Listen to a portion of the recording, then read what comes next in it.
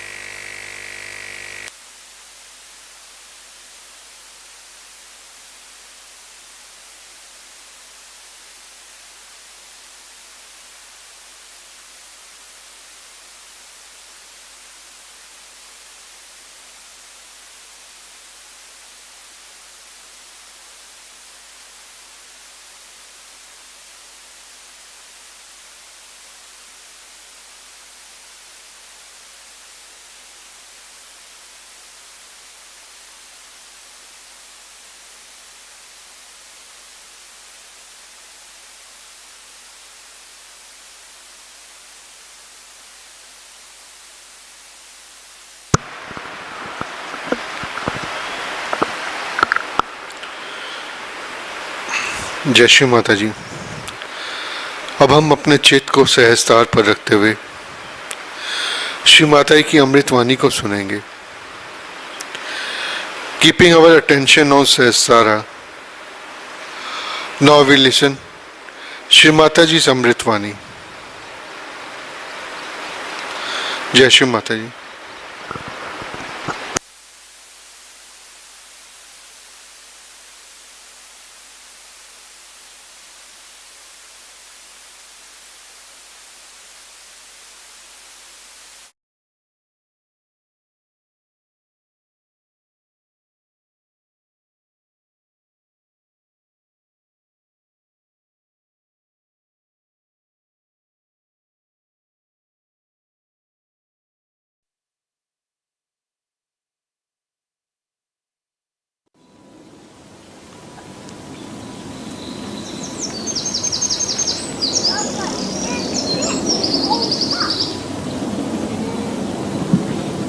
In the most auspicious time,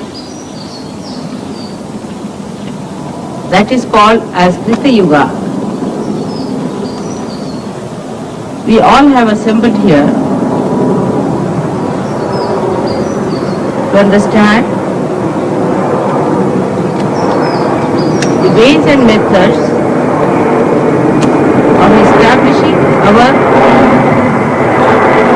principle of a master.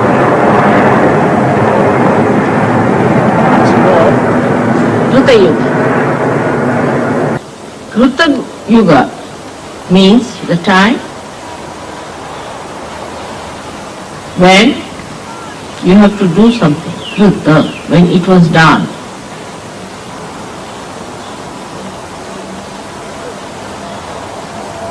So, you are the channels of that doing the work of God.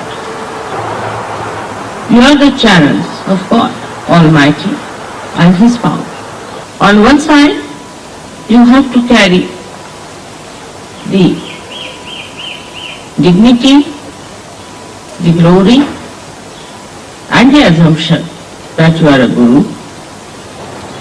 On the other side, you have to be completely surrendered to your God Almighty.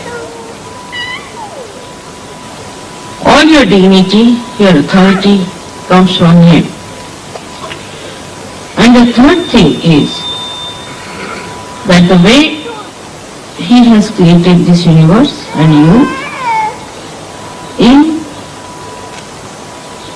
a mood of play, you have to see His play. So, a kind of mood that is cheerfulness should be really bubbling through you. So far, the idea of Guru was that such a person never laughs, never smiles, always in a temper. That was all right for Gurus who did not have to have any contact with the public but hang themselves with a string somewhere in the Himalayas. But here we are facing the entire universe, which has to receive the bubbling streams of your love. But that does not mean that you have to be frivolous, because you cannot be. The divine play is not frivolous, it is joyful. And the joy does not have that duality. So, to get to the establishment of your Guru principle, first we should know how it is destroyed. As it is, anything that is not looked after or maintained, that's destroyed. If you do not pay attention, say, to these beautiful plants here, they will be destroyed. Even matter which is not attended to gets destroyed. So first of all, we have to know that we must be attentive and alert that if we do not maintain ourselves, we will be destroyed. Because maintenance is not for maintenance sake. It is for stopping the destruction of your Guru principle. When we are negligent or lazy about it, we are responsible for destroying our Guru principle. So the attention that we have is to be given to the maintenance of this Guru principle. The Gurus have the capacity to maintain themselves and maintain others. In the beginning, when the Gurus tried to establish this maintenance principle, they put very, very strong rules and regulations. If you read Bible in the Levi chapter, you will find all the chariots that are described, which they are following now in Riyadh or in the Arabic countries. To maintain that principle within yourself, It's written in such strong languages like such a person who does not do this should be killed to death. If such a person does anything wrong of this kind, should be killed by stoning. That was at the very beginning. So the people now at that stage of evolution required that kind of a fear. This was not meant to in any way to insult or to harm or to take away the freedom of human beings. But it was meant for people to give a great idea of the importance of the principle of Guru within themselves. At that stage, they used the frightening methods, I should say, horribly dangerous time. At that time, people obeyed also. Then another evolutionary step took place where a stage started. People thought they must become austere and start maintaining themselves by tremendous austerity. So it was self-projected. It was not projected towards others, but projected towards themselves. We can say that the first wave started when the Guru, the primordial Guru, said that if you don't do this, then you will be killed. The second stage was where the disciples accepted this within themselves and started telling themselves that if we do not do it, we'll kill ourselves. Austerity started on the basis of wisdom and not on obstinacy. But then it became even fanaticism. So it went to one extreme. It started with the idea of maintenance. It started with the idea of maintenance. Maintenance itself became impossible, or perhaps they thought that they are not being able to maintain. They got confused, and to them rules and regulations became more important than maintenance itself. Thus you find they destroyed themselves. The wisdom or the essence of Guru Tattva is a balance. Like when you maintain a plant, if you do not give it water, it will die. If you give it too much water, it will die. So the wisdom lies in understanding how much water should be given to the plant so that it comes up at its best.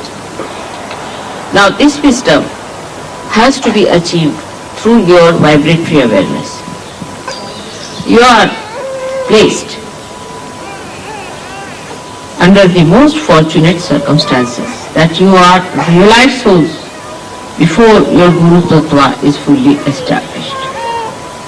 You have all the powers that any Guru can aspire without having the establishment of Guru Tattva.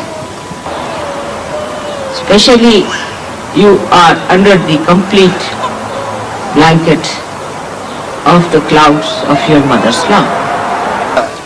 But in no way mother's love is going to allow you to destroy your Guru principle.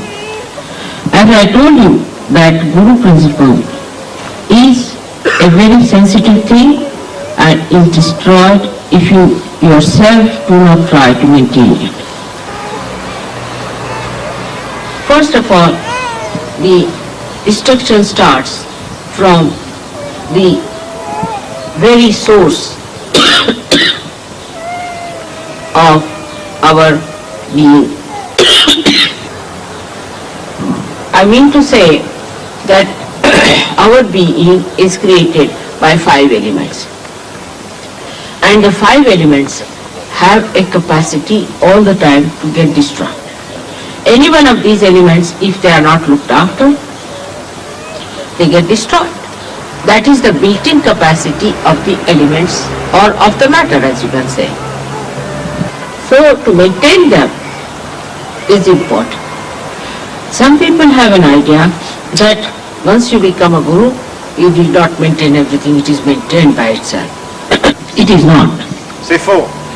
Agree that the spirit definitely enhances the beauty and the health of these elements. But at the human level, there is always a greater force that is trying to destroy it. So till we have completely become the spirit, there is always a chance of this destruction working it out. One may say, why this balance needed?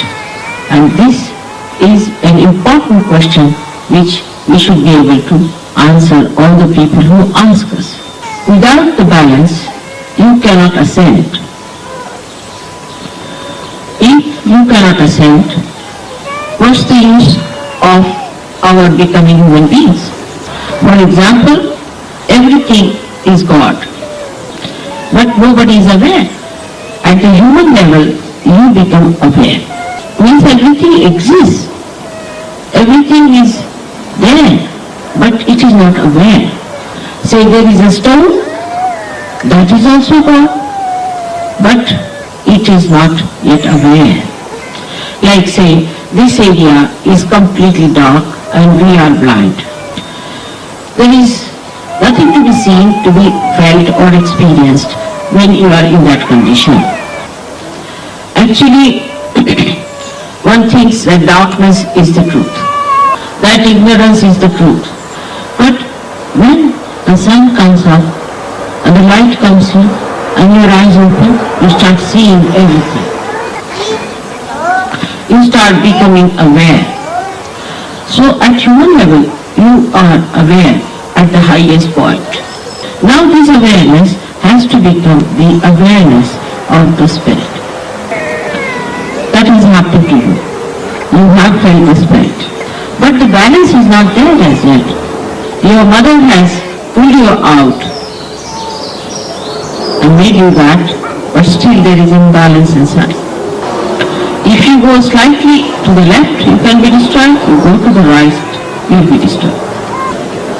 So you have to try both the things, as I've told you the methods, which I'll explain.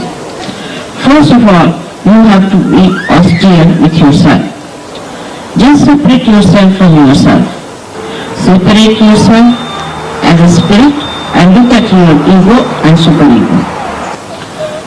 Now you start watching the ego and superego. Do not maintain it. They are the destroying forces.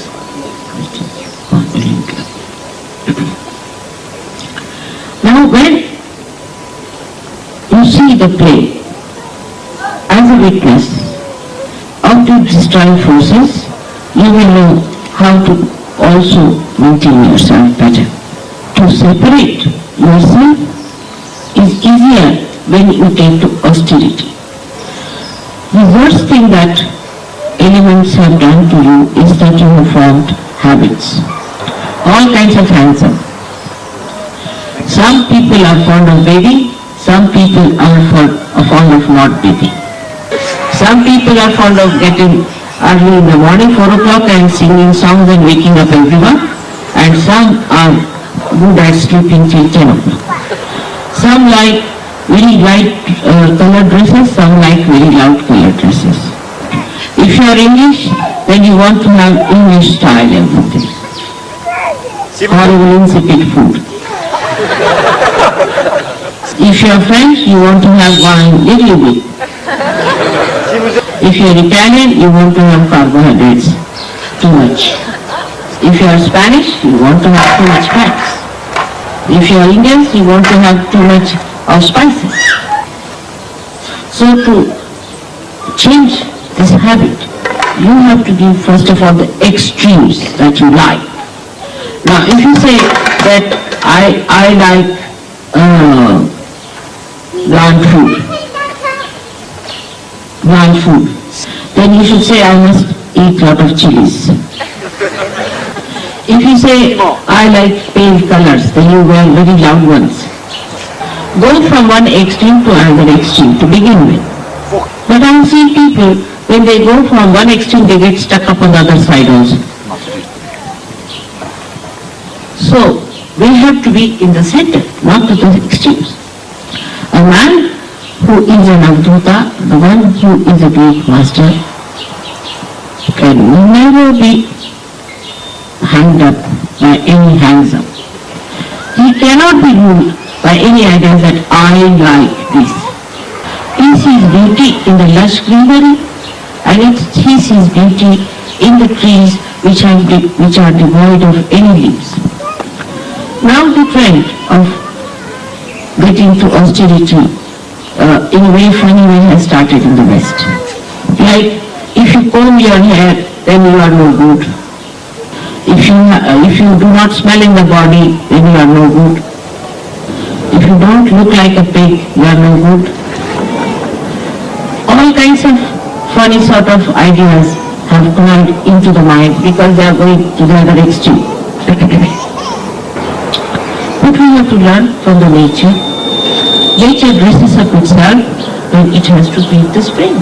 And when it is the winter, it just gets completely undressed, I should say, because the leaves have to go to the Mother Earth and that the sun has to reach the Mother Earth. It is not attached to anything. Surprisingly, it is much more elemental than we are. While we who are spiritual should have no attachment. But this idea is also a mental idea, which is the worst attachment.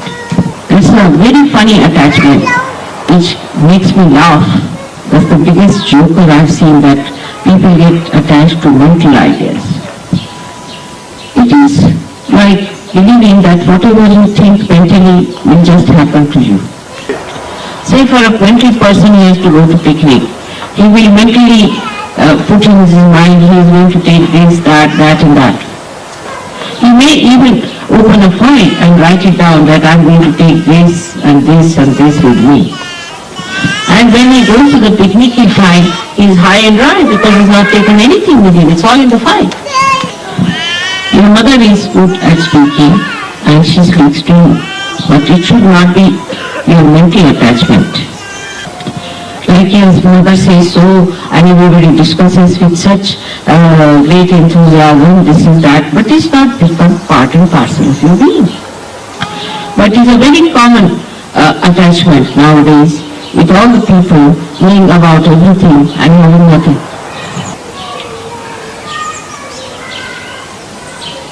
This mental attachment is to be really attacked.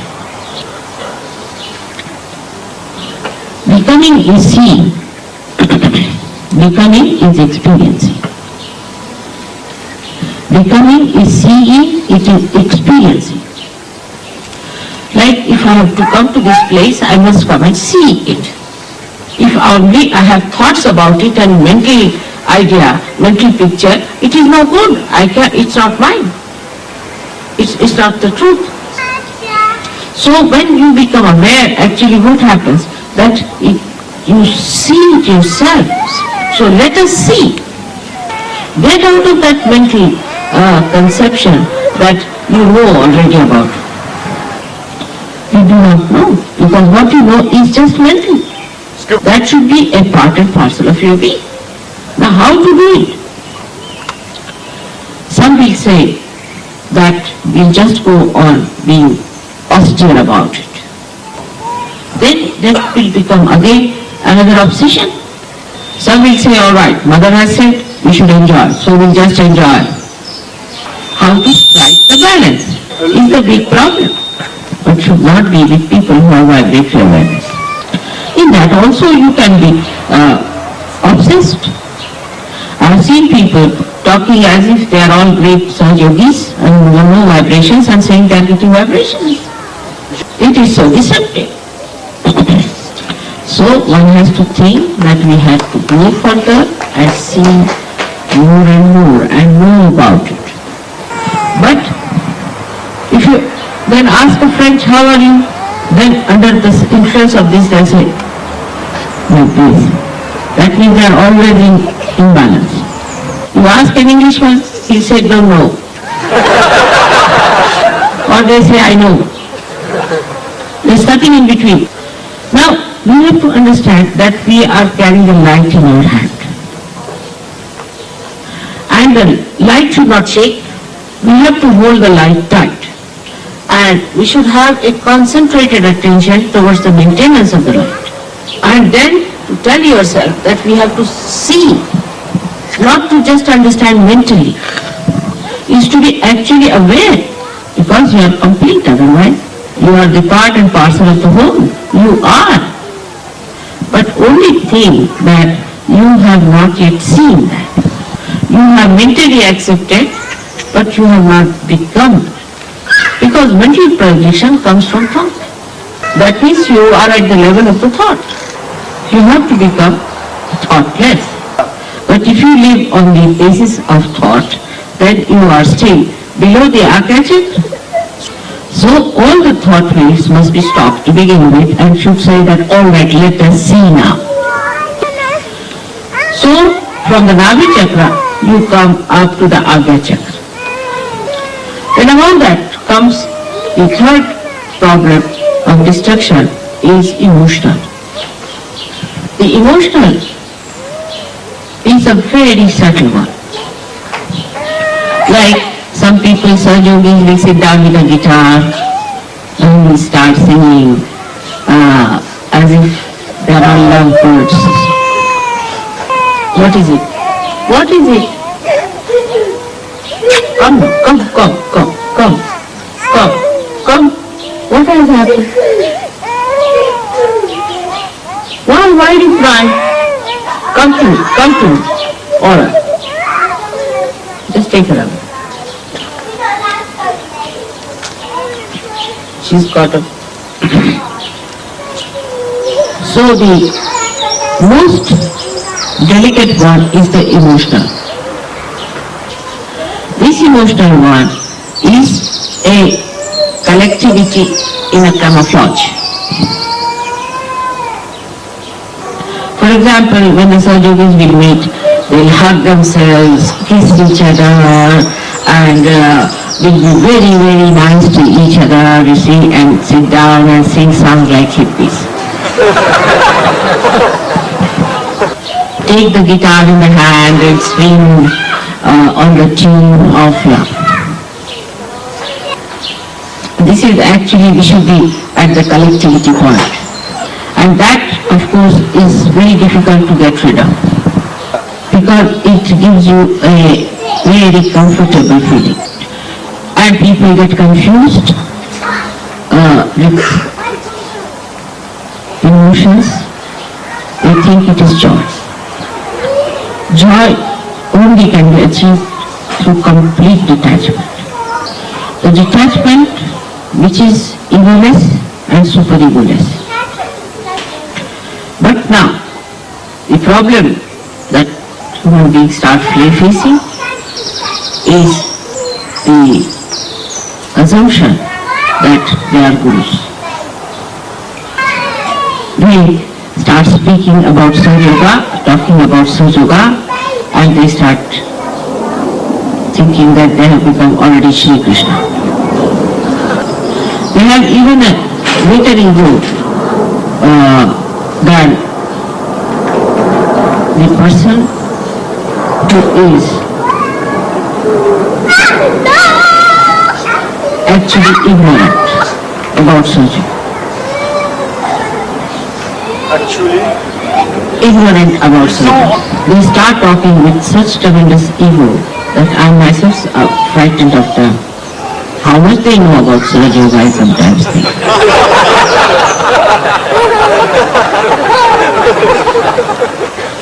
And they start asserting it so much that it's frightening. All this can be also said that they feel that protocol is not alright and there should be proper protocol, so we are looking after the protocol, we are the guards of the protocol, or all these things there. Now those who are on the emotional side see the ego of others, while those who are on the ego side see the emotions of others. So one criticizes another. But they don't see themselves that they are falling a trap into one of the extremes. So unless and until you are detached, you cannot see it. I will not say I committed a mistake, but it happened to be a mistake. For the first 3 years of Sahaja Yoga, I never talked of a group. I thought I'll be able to manage without that. But a lady came in Sahaja Yoga who was possessed and who tried all kinds of tantric tricks, so I had to tell her. Now every Sahaja Yogi is a bundle of boots. Chaque Sahaja Yogi est une gerbe de boot. You ask any Sahaja Yogi, why did you do it? Must be a boot. If you say that, how is it that you have done such a thing, then they will say that I do not know, it's the boot who has done. They are never there, all the boots are there. Now I don't understand how to deal, even as a guru, because if my disciples are there, I can tell them, but if there are boots, what are I to tell them? I can talk to surgeons, but talk to boots, they won't listen to me. So this is the greatest escape that Sahajogis have found now, which is the worst, which was never before.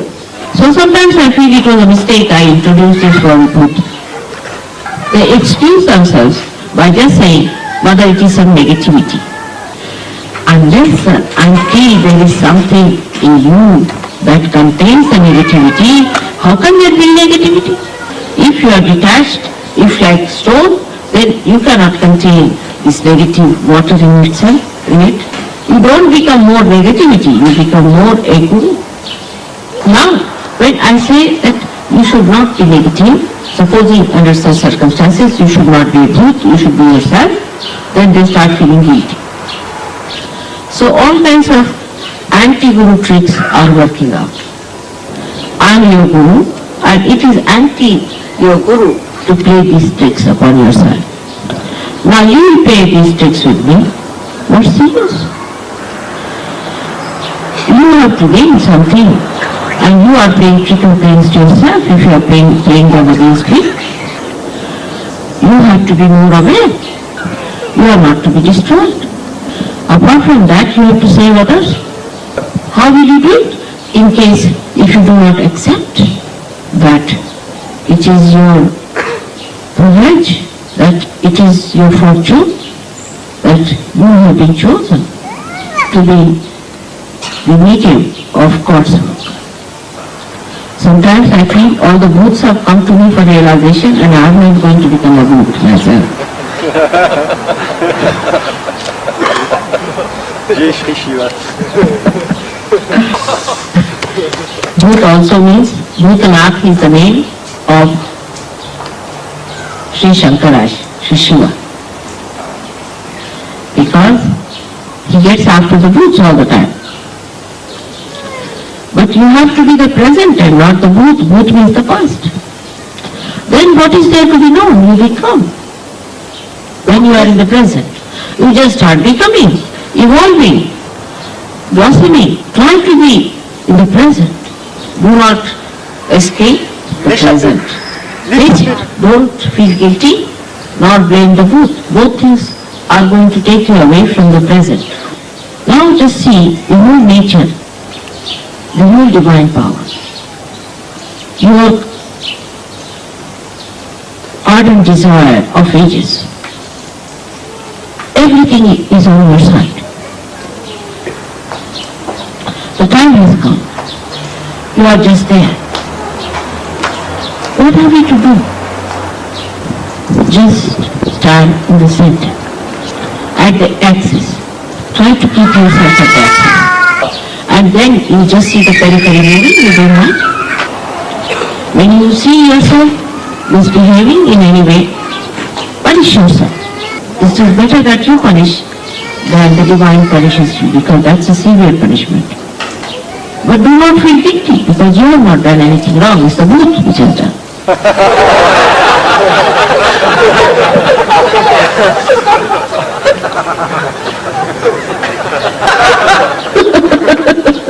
So, we come to the point that we should realize that we are gurus and we cannot be bhuts.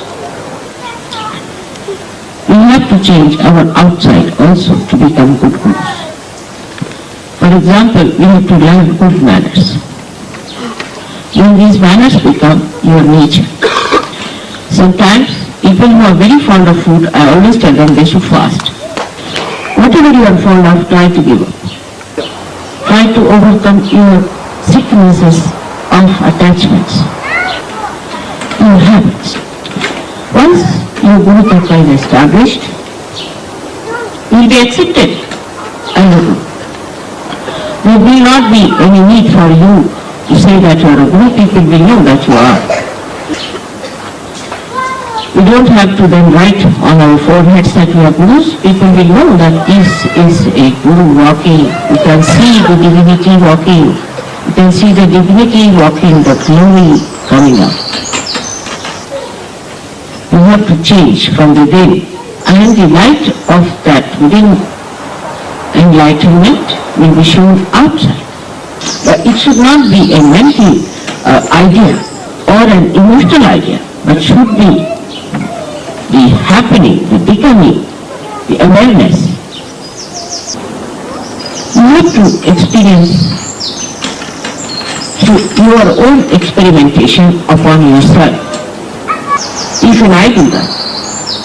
When I cannot reach you from one end because you are a booth, I reach you from the other. If somebody says he is a booth, then I see that he suffers a little. I faces it, the booth in him. For example, I tell someone that please do this, and he forgets completely about it. And he says it is a booth that is done. So then he loses his purse, and then I say the booth must have taken away the purse. But I experiment with myself. I first see how I should approach you. If it doesn't work out, I try something else within myself, because it's a very tricky time. If you had gone according to the Shariat of the chapter of Levi, all the booths would not have been here. Maybe most surgeries might have been left also. And this mental projection is such a common thing that it's difficult to detach people. But only way I can play tricks with you is by experimenting myself on you. In the same way, you must play with yourself and try to put yourself in an experimental box. Today is the day of Guru Puja, the day when you have to worship your Guru.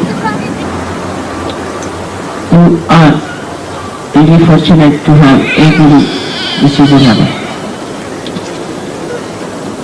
And my mother and Guru is this Mother Earth, which teaches me how to deal with human beings. And she's the one who also, in every stage of difficulties, helps me to correct my own methods of nirmaldhaam. She has been such a kind mother and a kind Guru to me. And she is such a soothing personality. All this green, though is given to her by sun, as they say, is just to soothe us all. She wears the green upon herself, and the green is the Guru principle. She is the detached personality. She is the magnetism. She attracts. When people are walking on her, she is looking after them. She creates out of her Swayambhus the self, what should we say to Swayambhu? Self-manifested. Yes, self-manifested stones. Her attraction and concern is so great that without her we would be hanging in the air. And she keeps me to the brass tacks, as they say, to the reality. If I wanted I could be just the spirit and not bother about anybody else. The way she bears our sins, the way she always looks after us and nourishes us despite our so many defects, in the same way a guru should do. She is extremely forgiving, but she explodes as an earthquake, and sometimes hot calcium and hot potassium can come out of her. She produces sulfur for you, for your cure. If Indian soil becomes vibrated, then this soil can be used for medicine. In India, people use clay for medicine, for every kind of treatment.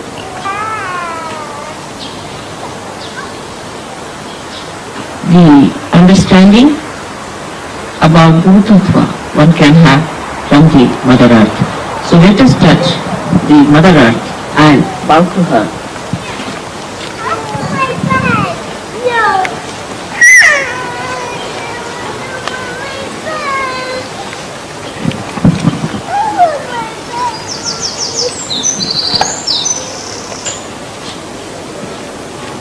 May God bless you.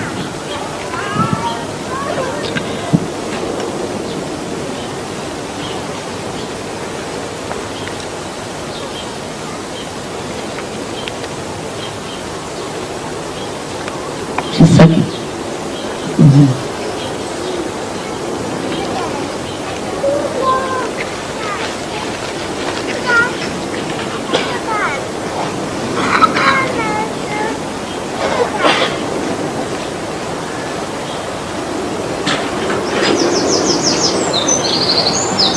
In the Kundalini Shastra, Mother Earth is the Kundalini. Muladhara is the Mother Earth. So, for us, Kundalini is the most important thing. We don't have to worry about what they have talked about in the levy, that you must not steal, you must not tell lies. What we have to worry? That keep your Kundalini up. So the Guru has to be a person who is absolutely practical. He must have common sense and absolutely practical. He cannot be an impractical person. A person who is impractical is not a Guru. But practical in the common way is understood as a man who is cunning, who knows how to deviate from right path and all that. That's the most unpractical thing to do. Something absurd, something out of the blue is not the way a guru has to do. There is all common sense which should guide a guru how to deal with a person. And common sense is a thing which is not cunningness by any chance. The source of common sense is the spirit. The expression of a guru is very, very paradoxical. For example, a guru will be extremely practical, supposing he has to build his own house, or a house, or ashram, or anything. He will be extremely practical. He will be very economical. He will create something out of the blue. People will be amazed how he has done it. So practical. But he will be so detached that if this ashram is to be donated, somebody in 1 second he will donate. For acquiring, say, for example, for acquiring a lamp, the guru will be very practical. He will get the best and the cheapest and the most beautiful. And he will be very intense about it. But when it will come to giving, he will be more intense about it. That when he will give with that same intensity. He will find out all practical methods how to donate, also to give away. So his acquiring is actually giving. He acquires to give. That's how he is the most practical.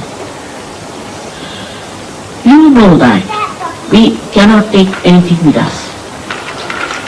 Only the Guru can take with himself. Nobody else can take.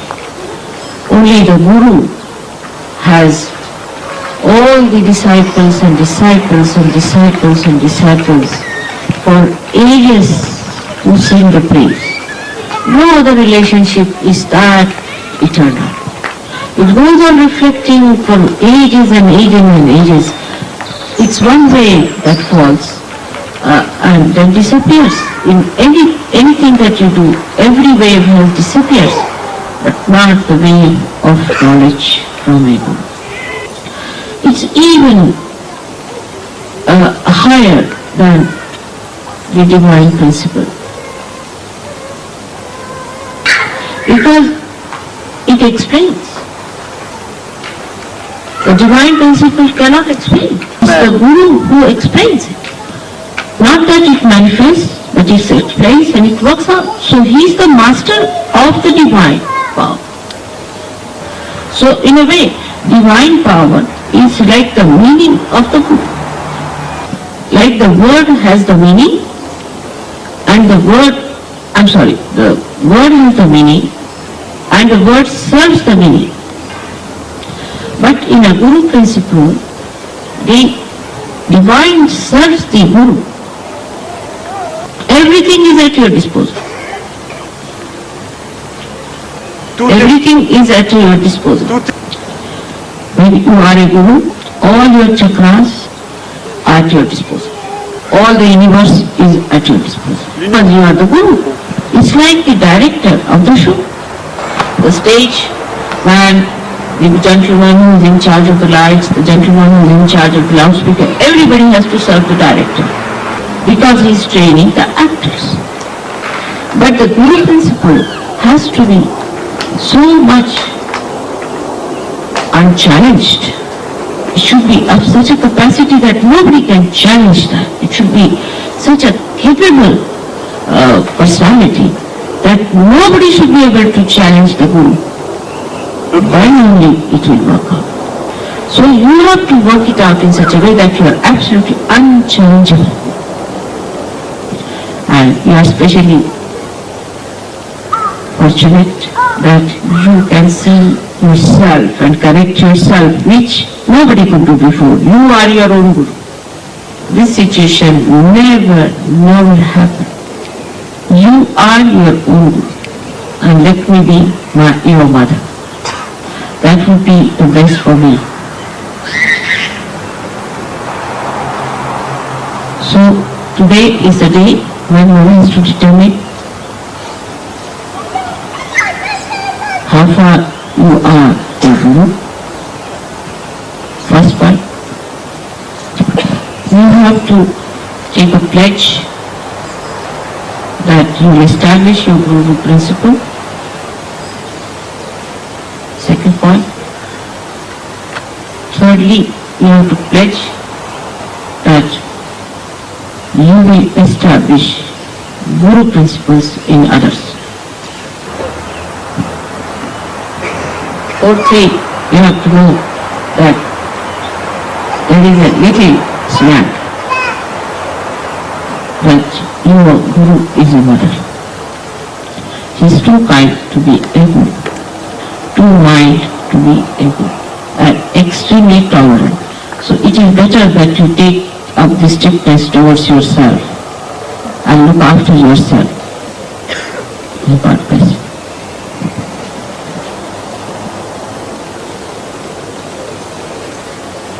So you become your own Guru. On every Guru day, I have a problem. And one of the problems is, you may translate regards a little more if you don't mind.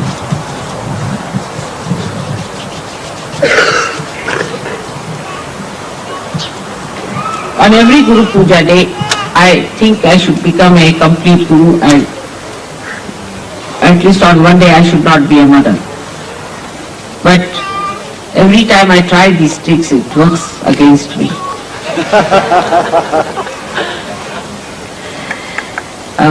Last year in India, I told them that this time I'm going to be just guru and you have to only give me a shawl and I will not take any sari and nothing like a mother.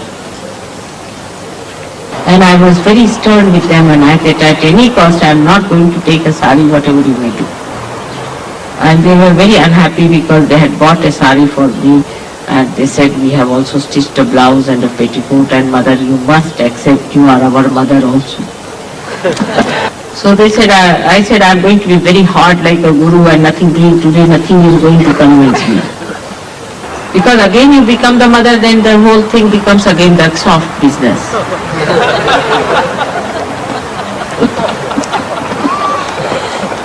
Parce que, mother, I can't translate that.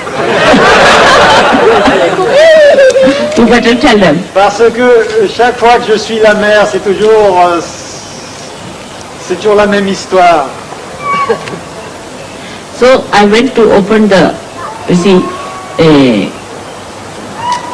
tap. Because in India we don't believe in wash basins, you see, to wash my hands. And Indian taps as they are, you see, it gave in and I got completely drenched. And I came out and I said, please give me the sari to wear.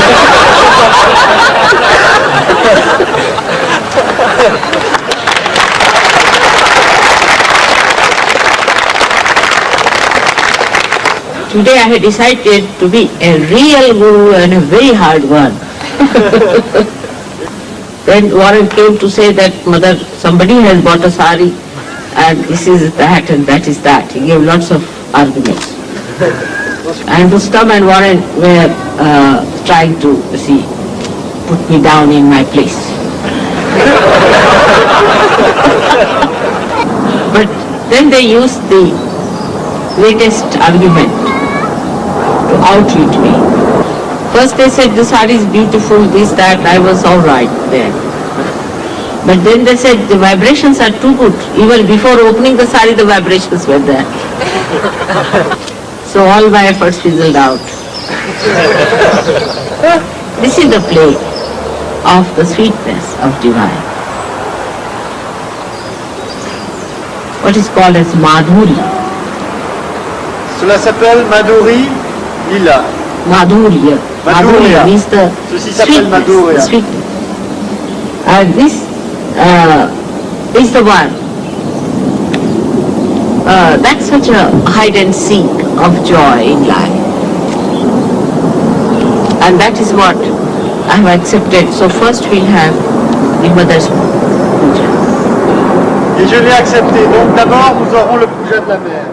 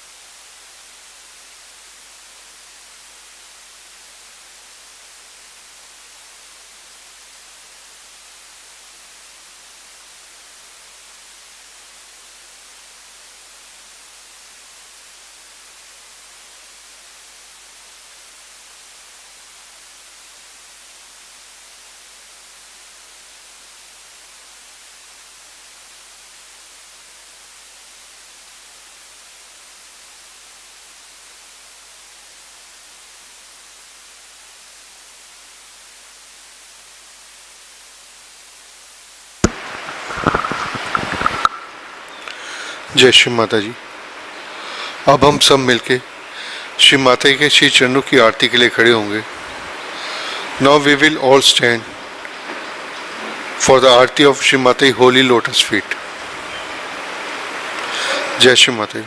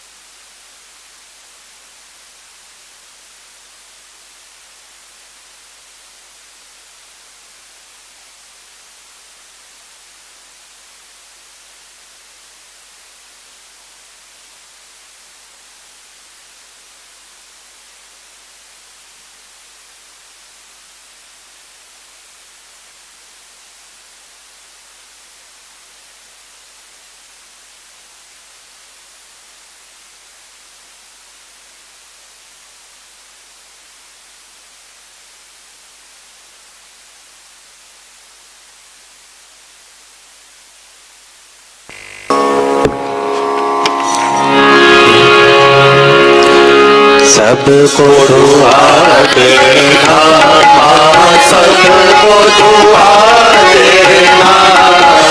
जय निर्मल माता की, जय निर्मल माता की।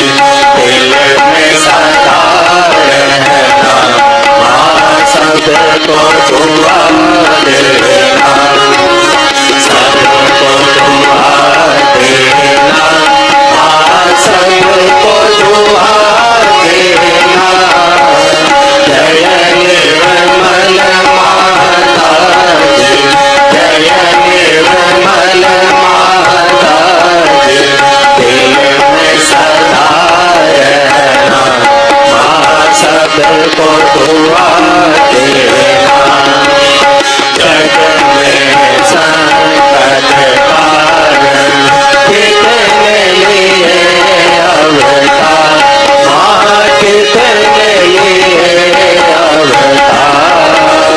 विश्व में तेरी महिमा, विश्व में तेरी महिमा। तू गंगा यमुना, माँ सबको दुआ देना, सबको दुआ देना, माँ सबको दुआ देना। जय निर्मल माता की, जय निर्मल माता की। दिल में सदा रहना, माँ सबको दुआ देना। योग शरण में आया, सुख ही मिला उसको, माँ सुख ही मिला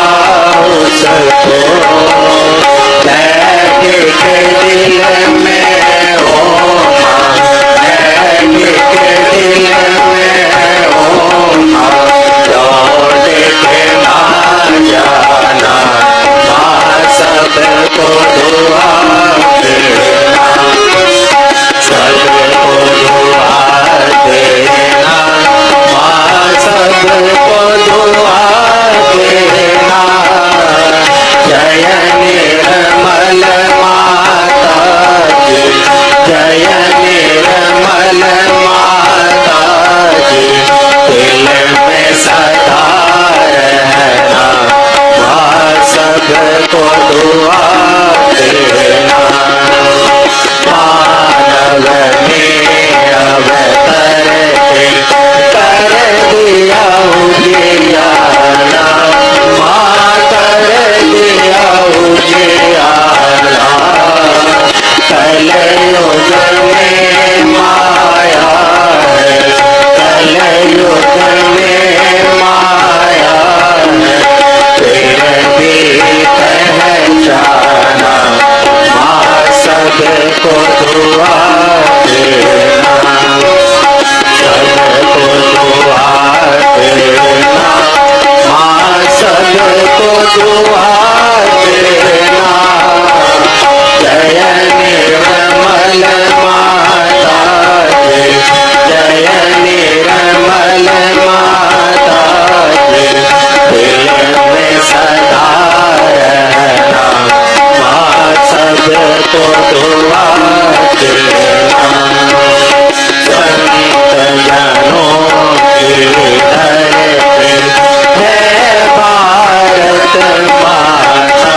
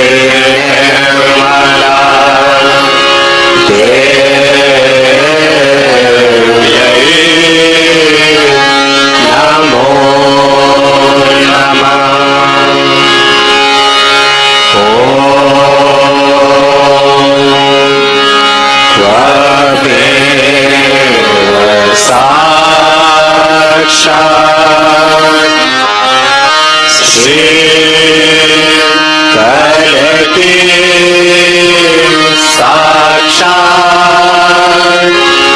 श्री सहस्रार स्वामिनी मोक्ष प्रदायिनी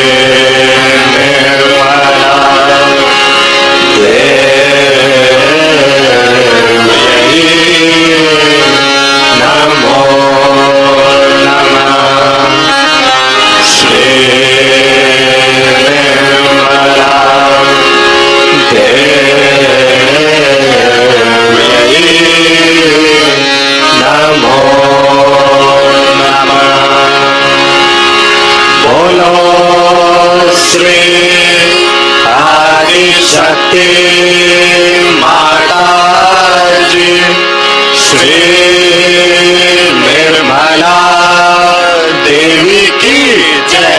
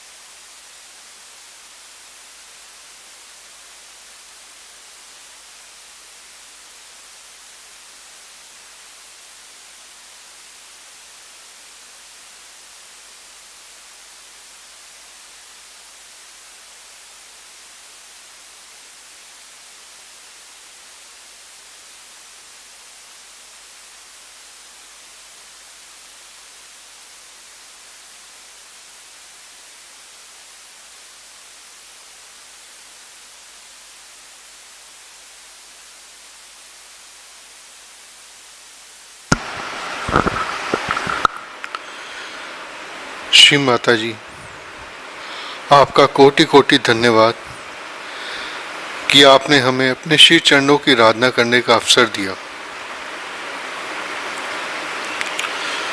Thank you, Shri Mata Ji, for giving us this opportunity to worship your holy lotus feet. Jai Shri Mata Ji.